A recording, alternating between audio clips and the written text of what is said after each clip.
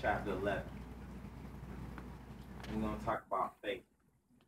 Yes, I know we already know about faith, and like going back to faith is kind of like going back to elementary school. But like the great thing about God is, you know, like He reveals His mysteries to His people. So can we all turn to Hebrews chapter 11?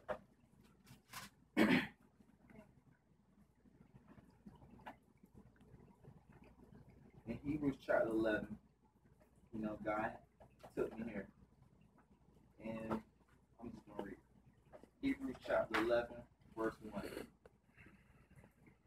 Now faith is the substance of things hoped for, and the evidence of things not seen. That right there is the definition of faith. I'm gonna break it down. This word called faith, I looked it up in dictionary.com. An interesting, I say definition I found is the belief in God, and I was like, wow, that's a very good definition. The belief in God. I'm gonna narrow it down. His doctrine, His teaching. Okay, and I'm gonna skip around a little bit if I can. Verse 3 says, through faith we understand that the worlds were framed by the word of God, so that things which are seen were not made of things which do appear. And I'm gonna tell you, saints, like God blesses us with plenty of bread, and I want to say like the universe. If you look around, everything that you see was created by God, by His commandment, by faith. Keep in mind. Let's look at verse 6. And the great thing about it is, like I say, keeping that faith, if you humble yourself, God will tell you the ins and the outs. Why do you want to keep faith? 6 was saying, but without faith, it is impossible to please Him. But he that cometh to God must be, I apologize, for he that cometh to God must believe that He is, and that He is a rewarder of them that diligently seek Him. And you got to hold on to that faith. God is that reward that diligently seek Him. And I was seeking, I was like, Lord, why you took me here? I already have faith. But then He broke it down to me. Can we please turn to Genesis chapter 6? And we're going to look at a great example of faith.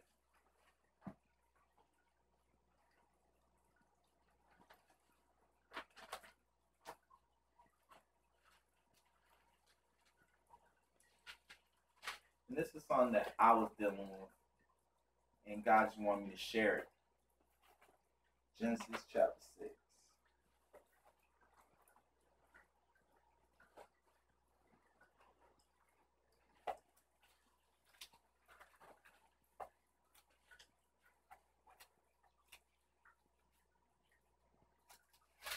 Okay, Genesis chapter 6. And we're going to be, we're going to start at 7.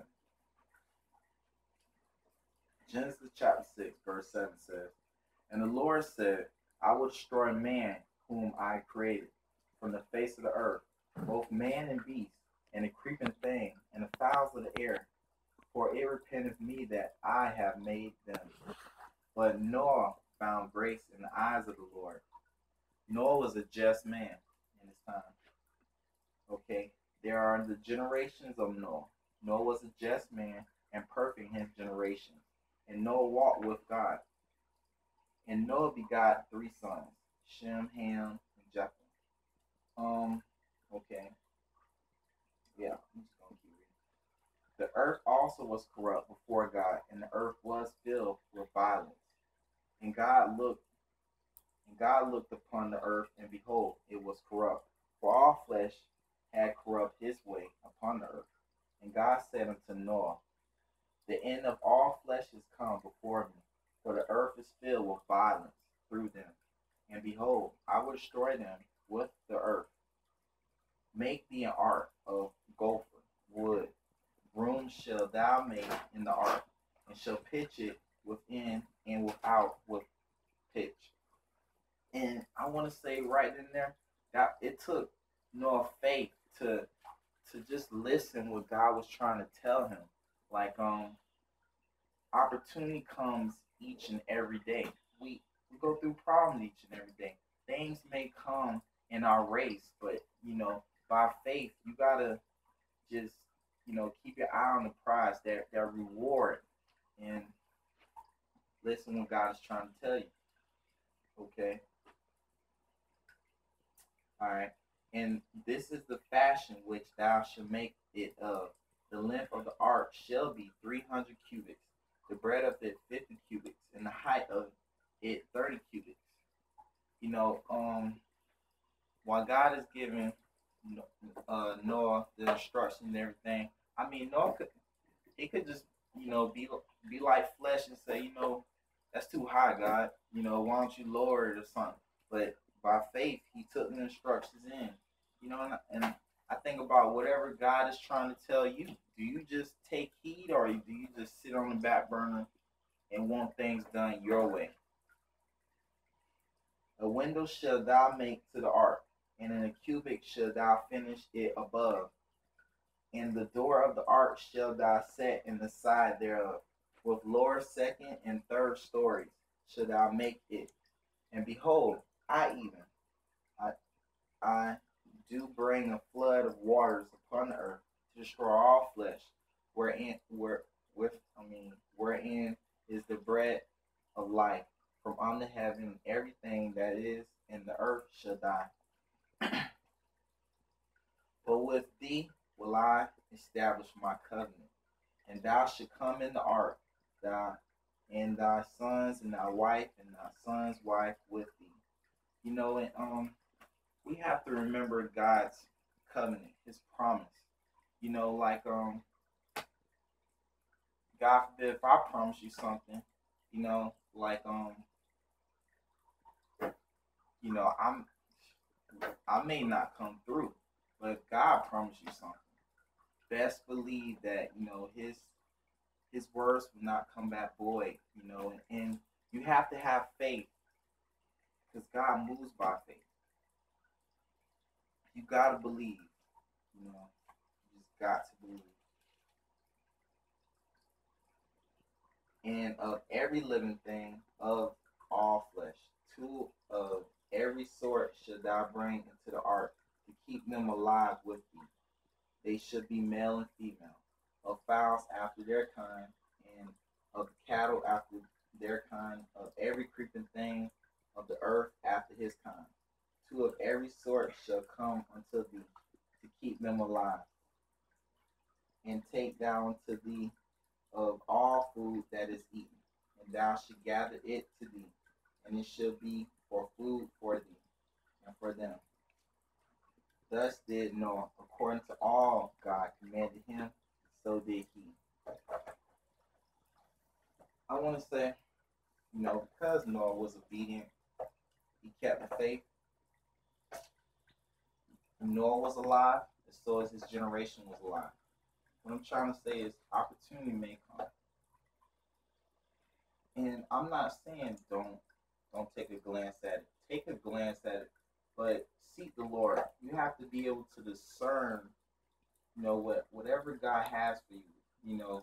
I don't know exactly what's what in y'all life. I can only speak for my life, but I just thank God for keeping faith to not just when he took me all the way to Hebrews, not to just say, that ain't for me, because going back over faith, that was kind of like elementary, but by faith, I kept on reading.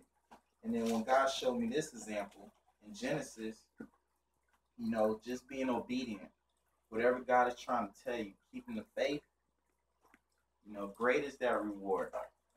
And I thank him for it, I'm asking y'all to pray my strength in the Lord.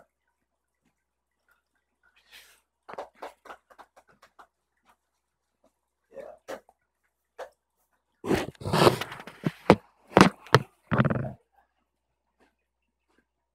You can come sit up.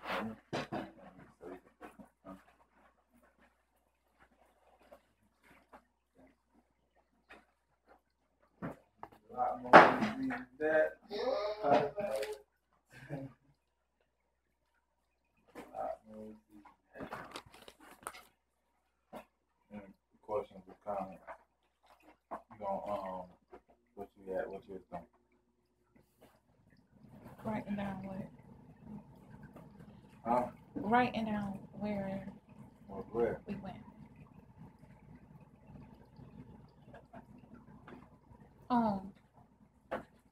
I wanted to say, of course, the faith message to me is always a good and important message because a lot of times we say we have faith until situations come our way and then we buckle.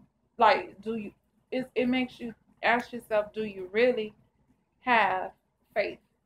And what do you have faith in? Because like Noah, of course, it did take Noah to have faith to go out where it hadn't even been any rain and stuff to go and start building an ark and stuff. And to me, like when we really have faith, our faith would make us become doers, and people would see the results of our faith and stuff. So it just make you have to go back and see if you really have faith or if you just talking the talk.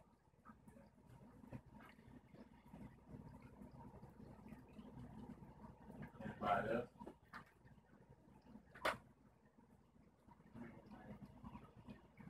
I like the part where you mentioned Noah could have asked God to make the boat smaller or whatever. I mean, to make the situation work for him, but he just did it. And that's how we got to do it. Just, no matter what said, you just do it. I gotta ask you a question though.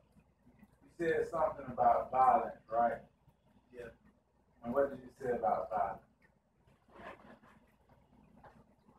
What you said about violence? Cause that one ticked me off right there. That was you lit the fuse when you said violence.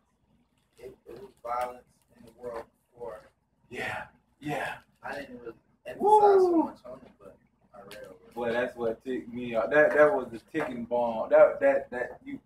I'm telling you, when you did that, you just lit the fuse and ran. Cause what? When you said that, cause I know. Oh man. Yeah. I don't know. I'm sorry. I'm gonna have to edit this real good. Okay.